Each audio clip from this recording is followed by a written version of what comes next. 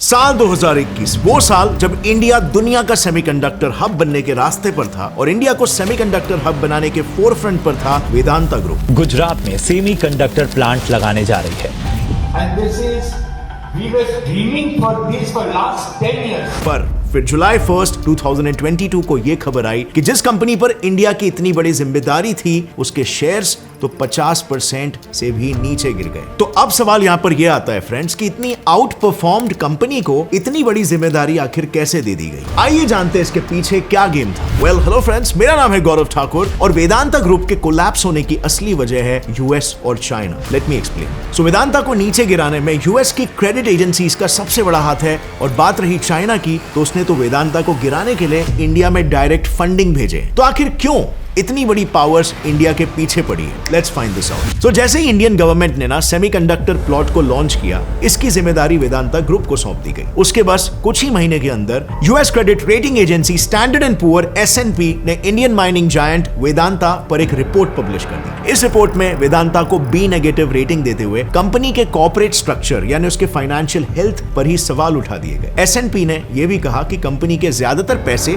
तो सिर्फ लोन चुकाने में ही जा रहे हैं और कंपनी अपने लोन्स चुकाने के लिए नए लोन्स और ले रहा है, वो भी हायर रेट ऑफ इंटरेस्ट पर, जिसके लिए कंपनी अपने स्टेक्स को बढ़ा रहा है। इसका सिंपली मतलब यह है कि वेदांता जो कि एक पब्लिक कंपनी है वो मार्केट से शेयर खरीद कर अपने स्टेक्स को बढ़ा रही है और ऐसा करके कंपनी ने 50% से 55% तक स्टेक्स को खुद ही एब्जॉर्ब कर लिया। अब S&P के इस रिपोर्ट को एक अमेरिकन क्रेडिट एजेंसी मूडी ने भी बैक किया। सो साल 2022 में मूडी ने भी वेदांता के खिलाफ एक रिपोर्ट रिलीज की जिसमें उसने ये तक कह दिया कि वेदांता सेमीकंडक्टर बनाने के लिए बिल्कुल भी फाइनेंशियली फिट नहीं है, कि कुछ ही समय में कंपनी पेमेंट डिफॉल्टर बन जाएगी। Now these are some really pretty serious allegations और उससे हुआ ये, मार्केट में वेदांता की रेपुटेशन खराब होने लगी, इन्वेस्टर्स अपना पैसा निकालने लगे और अल्टीमेटली वेदांता का डाउनफॉल शुरू हो गया। US credit agency S&P and Moody के इस कंबाइन इफेक्ट से कंपनी का वैल्यूएशन बस कुछ ही महीनों के अंदर आधा हो गया और इंडियन मार्केट में वेदांता की एक नेगेटिव इमेज क्रिएट हो गई। बट वेट, कहानी में एक मेजर ट्विस्ट आता है क्योंकि 2023 आते ही सडनली सब कुछ बदल गया। वेदांता ने विद इन 8 to 9 months उन क्रेडिट रेटिंग एजेंसीज के सारे एलिगेशंस को कंप्लीटली फॉल्स एंड बेबुनियाद ठहरा दिया। जिस वेदांता को अमेरिकन क्रेडिट एजेंसीज ने डिफॉल्टर होने का प्रेडिक्ट किया था, उसी वेदांता ने अपने डेट को आराम से क्लियर कर दिया।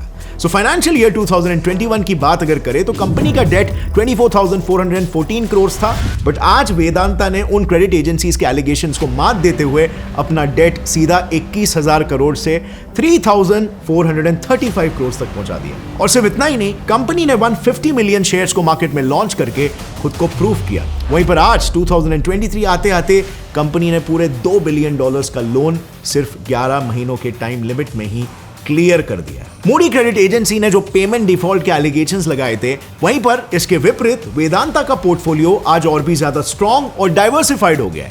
जैसे इस इमेज में आप देख सकते हो, ऑयल एंड गैस में 26%, जिंक मार्केट में 72%, वहीं पर आयरन में तो ये इंडिया में नंबर 1 है। कॉपर एंड एल्यूमिनियम में तो लगभग हाफ मार्केट की हिस्सेदारी वेदांता खुद कवर कर रहा है। And on the other hand company का एक प्लस पॉइंट ये है जो सामने आया कि कंपनी का कॉस्ट ऑफ प्रोडक्शन तकरीबन 17% से रिड्यूस हो गया है, विच मींस कंपनी 17% सस्ते दाम पर आयरन प्रोडक्शन सप्लाई करेगी, जिससे कंपनी अब वर्ल्ड वाइड लेवल पर और भी ज्यादा कंपेटिटिव बन गई है। अब इस सभी का इंपैक्ट ये हुआ कि कंपनी के साथ साथ गवर्नमेंट माइन प्रोडक्शन ग्रोथ भी अब 24% से बढ़ गया, which is a huge success for Vedanta. लेकिन उससे पहले फ्रेंड्स, मैं आपको सक्सेस पाने का एक तरीका यानी पैसे बचाने का सबसे बेस्ट वे बताता हूं और वो है के कैश। इस ऐप के थ्रू आप ऑनलाइन परचेस पर बड़ी सेविंग्स कर सकते हो, वो भी लीडिंग ऑनलाइन स्टोर्स जैसे फ्लिपकार्ट, मिंत्रा, आजियो, बोट एटसेट्रा से।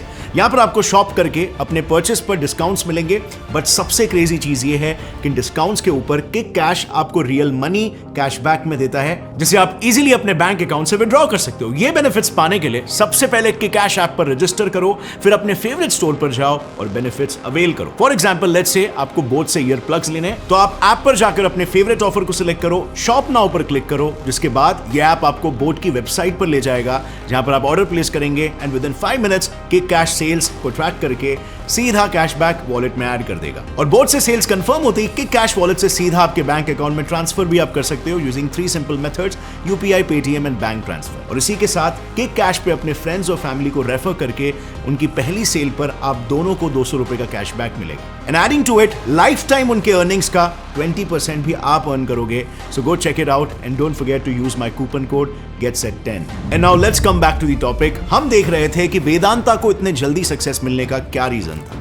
Well, it was Vedanta strategy. So यहाँ पर ये देखकर मुझे पर्सनली बहुत खुशी हुई, क्योंकि अमेरिका और वेस्ट का ये नेक्सस हमेशा इंडिया के कॉर्पोरेट्स को टारगेट करने की कोशिश करता है, जैसे अडानी के साथ किया था, हमने वीडियो में देखा। बट यहाँ पर वेदांता ने उन्हें क्लियरली गलत प्रूफ कर दिया और दिखा दिया कि प्रोपोगेंडा बस लिमिटेड टाइम तक चलता है, बट अगर कंपनी का जो कोर है वो स्ट्रांग है, फाइनेंशियल स्ट्रांग है, उनका बिजनेस मॉडल और स्ट्रैटेजी स्ट्रांग है, तो कंपनी रिकवर करेगी। सो आइए अब जानते हैं कि वेदांता को इतनी जल्दी सक्सेस आखिर कैसे मिली।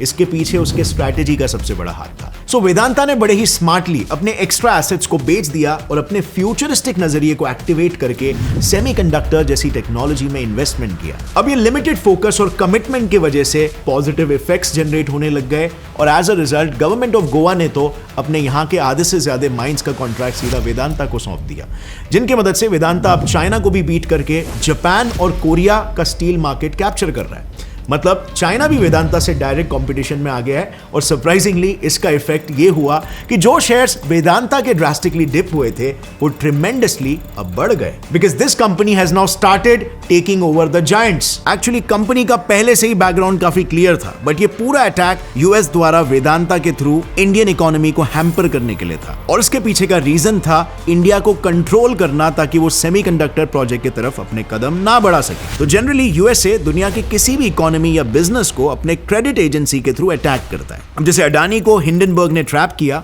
वैसे ही वेदांता को S&P और मूडी ने ट्रैप किया। सो वर्ल्ड वाइड अमेरिका की फाइनेंशियल क्रेडिट मोनोपोली को समझने के लिए हमें अमेरिका के मैनहट्टन सिटी के फाइनेंशियल टाउन को जरा गौर से देखना होगा। ये वही जगह है जहां से अमेरिका के टॉप फाइनेंशियल फर्म्स पूरी दुनिया भर के कंट्रीज और उनके फॉर्च्यून कंपनीज को टारगेट करते हैं। एक इंटरेस्टिंग बात यहां पर कहूं तो इन सारे फाइनेंशियल एजेंसीज के बीच बस कुछ ही किलोमीटर्स का डिस्टेंस है। एंड शॉकिंगली हिंडनबर्ग का ऑफिस भी यहीं पर है। अब यूएस का वेस्टेड इंटरेस्ट हम इसी बात से समझ सकते हैं, जब अमेरिका की क्रेडिट एजेंसीज ने पाकिस्तान को एक स्टेबल कंट्री कह दिया था and on the other hand India को नेगेटिव रेटिंग दे दी थी। और आज पाकिस्तान का क्या हाल हो रहा है वो तो आप लोग जानते ही हो, और वेदांता कैसे रिकवर कर रहा है। सो नाउ यू कैन अंडरस्टैंड कि हम किस हद तक यूएस के इन एजेंसीज के क्रेडिट रेटिंग्स पर भरोसा कर सकते हैं। बट चलो थोड़ा और डिटेल में जानते हैं कि क्रेडिट एजेंसीज किस तरह से इंडियन इकोनॉमीज को टारगेट करती है और इसमें अमेरिका का क्या रोल है। सो अमेरिका के पिछले प्रेसिडेंट डोनाल्ड ट्रंप ने अपने कार्यकाल में चाइना के बढ़ते पावर को रोकने के लिए चाइना पर टैरिफ्स बढ़ा दिए थे, जिसका असर चाइना के इलेक्ट्रॉनिक्स मार्केट पर सबसे ज्यादा हुआ। टैरिफ के वजह से इलेक्ट्रॉनिक्स और भी ज्यादा कॉस्टली हो गए,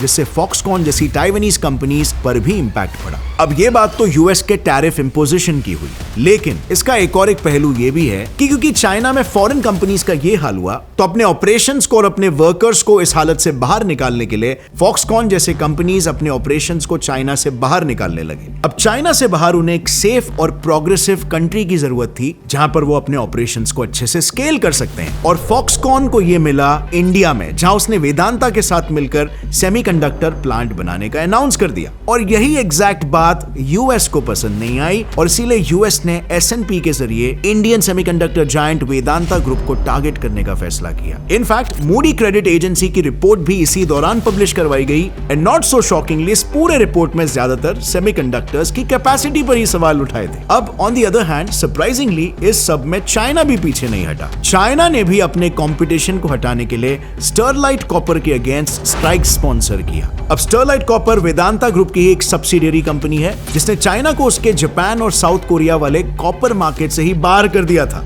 सो now you can understand China का भड़ास किस वजह से आ रहा है। लेकिन होल्ड ऑन, इन सभी के बीच शॉकिंग बात तो यह है कि वर्ल्ड वाइड क्रेडिट रेटिंग देने वाले इन सभी एजेंसीज का डायरेक्ट कनेक्शन यूएस में फैले हुए फाइनेंशियल क्राइसिस से है। सो बात कुछ ऐसी है ना फ्रेंड्स, 2008 में हुए फाइनेंशियल क्राइसिस को इन्हीं दो कंपनीज ने करवाया था, जिस वजह से उन पर हेफ्टी फाइन्स लगे थे, जिन्हें ये कंपनीज आज तक यानी 2023 तक भर रहे हैं। इसमें recently standard and poor rating agency ने तो $77 मिलियन के फाइन्स अब तक भर दिए हैं चार्जेस को सेटल करने के लिए। और इसके अलावा S&P पर इनसाइडर ट्रेडिंग यानी किसी कंपनी के इनसाइडर इंफॉर्मेशन को लीक करके पैसे कमाने के भी एलिगेशंस लगे। So now you have some more perspective कि कैसे S&P खुद अमेरिकन गवर्नमेंट के हाथों फंसा हुआ है और अमेरिकन गवर्नमेंट उससे जो चाहे वो करवा सकती है रिलीफ प्रोवाइड कराने के लिए। बट अगर लार्जर पिक्चर देखें ना तो S&P ने फ्रांस को भी economically and politically lower rating दिया था, जिसके बाद फ्रांस ने ओपनली ये कह दिया कि हम इस एजेंसी को मानते ही नहीं है। इनफैक्ट चाइना ने तो मूडी क्रेडिट एजेंसीज के ऑफिस को ही अपने कंट्री में क्लोज करवा दिया और उसके रेटिंग को रिप्लेस करा के खुद का ही एक क्रेडिट रेटिंग सिस्टम बनाया। But on the other hand India की बात करें तो यूएस क्रेडिट रेटिंग एजेंसीज के इंडियन इन्फ्लुएंस को हम क्लियरली देख सकते हैं। आज इंडिया में हम क्लियरली इन्हीं रेटिंग एजेंसीज पर डिपेंडेंट है और अडानी का केस इस डिपेंडेंसी का एक परफेक्ट एग्जांपल है। लेकिन हम इन इंडियन कंपनीज का लार्जर पिक्चर नहीं देख रहे हैं कि ये हमारे इंडियन इकोनॉमी में कितना कंट्रीब्यूट कर रहे हैं। जब तक कंपनीज ग्रो नहीं होंगे, एम्प्लॉयमेंट क्रिएट नहीं होगा, तब तक इंडिया आगे कैसे बढ़ेगा। अब वेदांता का ही कंट्रीब्यूशन देख लो। ये कंपनी इंडिया की बिगेस्ट माइनिंग कंपनी होने के साथ एक डाइवर्सिफाइड बिजनेस होल्ड करती है, जिसे वेदांता निकल बैटरीज का इंडिया में एकमात्र प्रोड्यूसर है। उसकी जिंक पोर्टफोलियो की हिस्सेदारी तो दुनिया में सबसे ज्यादा है और इसके अलावा वो इन सभी सेक्टर्स में टॉप करता है। And not just this, India की तरफ से इसका एक बहुत बड़ा इंटरनेशनल प्रेजेंस भी है। But friends, you know what, USA अपने क्रेडिट एजेंसीज को अपने पॉलिटिकल एजेंडा के लिए इस्तेमाल करके डायरेक्टली या इनडायरेक्टली इंडियन इकोनॉमी और कंपनीज के कैपिटल स्ट्रक्चर पर हमला कर रहा है। आसान भाषा में बात करूं तो एक अमेरिकन रिपोर्ट बस कुछ ही दिनों में बड़े से बड़े इंडियन जायंट के वैल्यूएशन को लगभग आधा कर देती है,